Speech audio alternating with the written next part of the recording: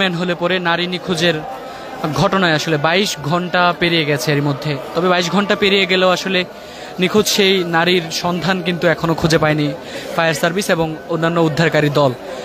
ফলে এই ঘটনার জের ধরে কিন্তু আসলে ঠিক এই মুহূর্তে ঢাকা ময়মনসিংহ মহাসড়ক অবরোধ করেছেন বিক্ষুব্ধ জনতা। তাদের দাবি আসলে 22 ঘন্টা পেরিয়ে গেলেও সেই নারীর এখনও মরদেহ কিংবা সেই নারীর কোনো খোঁজ খবর না পাওয়ার কারণেই কিন্তু আসলে তারা এই মুহূর্তে সড়ক অবরোধ করে বিক্ষোভ করছেন। দর্শক, এরই মধ্যে আপনাদের জানিয়ে রাখি যে আজকে গতকাল রাত 9টা নাগাদ কিন্তু তীব্র বৃষ্টির সময় একজন নারী এই ম্যানহোলের খোলা অবস্থায় ম্যানহোলটি ছিল এবং এখানে এর পাশে আসলে বেশ কয়েকটি খোলা অবস্থায় রয়েছে। ম্যানহোলের পাশে এই যে ড্রেনটি রয়েছে সেই ড্রেনে আসলে খোলা অবস্থায় বেশ কয়েকটি জায়গা রয়েছে।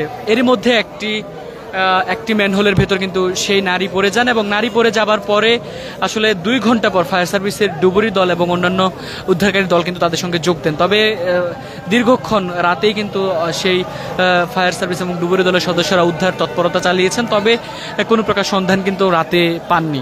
এরপর আসলে আজকে সকালে আবারও তারা আসলে উদ্ধার কাজে নামেন এবং আজকে দিনভর কিন্তু সেই নারীকে খোঁজাখুঁজি করা হয়েছে এবং সন্ধান কিন্তু পাওয়া যায়নি। ফলে ঠিক এই মুহূর্তে দেখতে পাচ্ছেন ঢাকা ময়মনসিংহ মহাসড়কের যে হুসেন আলী মার্কেট রয়েছে, টঙ্গী হুসেন আলী মার্কেট এবং ঢাকা ইম্পেরিয়াল হাসপাতাল, সেই হাসপাতালের সামনের সড়কটি আসলে অবরোধ করেছেন সাধারণ মানুষ। গতকাল রাতে রাত 8টার সময় একজন নারী কর্মী এখানে যাওয়ার সময় ম্যানহোলে পড়ে গিয়েছে। প্রায় 24 ঘন্টা ধরে সে নিখোঁজ। তো এখনো কেন পাইনি তাকে উদ্ধার কাজ, মানে কেন পাইনি, এই কারণে সাধারণ মানুষ রাস্তা অবরোধ করেছে। আসলে কিভাবে নিখোঁজ হয়েছিল এটি একটু বলবেন?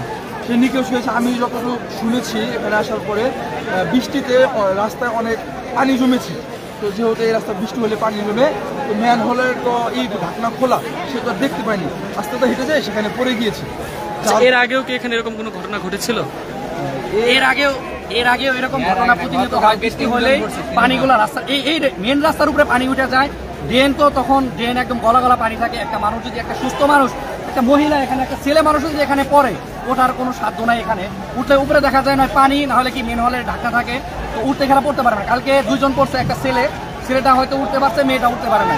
কিন্তু প্রতিনিয়ত এরকম ঘটনা ঘটে যাচ্ছে।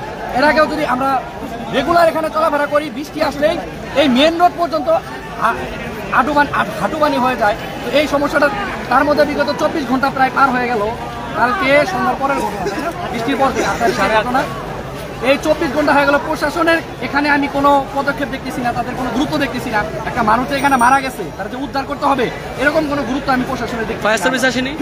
ফায়ার সার্ভিস আসছে এখানে কালকে রাত 8টার সময়, এখানে মানুষটা পড়ছে। ফায়ার সার্ভিস আসে এখানে 8টার সময় খুঁজে পাবে। এখানে কালকে দেখি, আজকে সকালে দেখতেছি এখানে এসে মানুষটা মাই দিচ্ছে। ফায়ার সার্ভিসের লোক এখানে নামতেছে। এখানে সে পড়ার পরে রাস্তা কি এত স্লো ছিল এখানে থাকে? তাদের মাথায় যদি কোনো ন্যূনতম কমন সেন্স থাকে, তাদের যে সরকার কি রেখে চাকরি দেয় আমি এটা বুঝি না। এখানে এসে তারা লাশ খুঁজতেছে। এখানে লাশ পাবে? লাশ এখান থেকে 24 ঘন্টা আগে চলে গেছে, তো লাশটা খোঁজা দরকার ওইদিকে, তারা এখানে এসে খুঁজতেছে। তো প্রশাসন আসছে, তারপরেও তাদের ওই রকম পদক্ষেপ দেখতেছি না। যে 24 ঘন্টা হয়ে গেল, শুধু ফায়ার সার্ভিস না হলে তাহলে তো আরও সরকারের অন্যতম ক্ষমতা আছে, তারা আসবে, এসে দেখবে। সিটি কর্পোরেশনের লোকের কোনো গুরুত্ব দেখতেছি না। এখন যে সরকার আছে তাদের কোনো গুরুত্ব দেখছি না। পুলিশ প্রশাসনের কোনো গুরুত্ব দেখতেছি না। এরকম চলতেছে, বিগত 24 ঘন্টা পার হয়ে যাইতেছে। তাদের গুরুত্ব, সেই জন্যে তাদের গুরুত্ব দেওয়ার জন্য আসলে এই অবরোধটা, যাতে সরকার বুঝতে পারে এখানে একটা দুর্ঘটনা হয়েছে, প্রশাসনের যাতে চোখে পড়ে, এই জন্য আর কি আমাদের এই। আচ্ছা, এখানে একটা বেসরকারি হাসপাতাল রয়েছে, এই হাসপাতাল কর্তৃপক্ষ কি এখানে কোনো ঢাকনা বা এই ড্রেনেজ সিস্টেমটি বন্ধ করার জন্য কোনো প্রকার ব্যবস্থা নেয়নি? কোনো প্রকার ব্যবস্থা নেয় না। এর আগে তো আপনাকে এর আগে বলা হয়েছে যে এর আগেও অনেকবার এরকম ঘটনা ঘটছে, প্রতিনিয়ত এরকম ঘটনা ঘটা হইতেছে। এর আগে বৃষ্টি না হলেও মানুষ পয়রা যায়, তারপরে উঠতে পারে, কিন্তু পানি কম থাকে। বৃষ্টি হওয়ার কারণে যখন গলা হয়েছে, মানুষ পানি থেকে উঠতে পারে না। হাসপাতাল কর্তৃপক্ষের তো দায়িত্ব ছিল, এত বড় একটা প্রতিষ্ঠান, তাদের দায়িত্ব ছিল যে এই তাদের জায়গাটুকু, এই জায়গাটুকু যেহেতু বিকাল হইলে অনেকগুলা মোটর সাইকেল থাকে, এই জায়গাটাকে দিয়ে অনেকগুলা মোটর সাইকেল থাকে, অনেক যানবাহন থাকে, অনেক দোকানপাট থাকে, এমনি মানুষের ভিড়, তাদের দায়িত্ব ছিল এখানে কি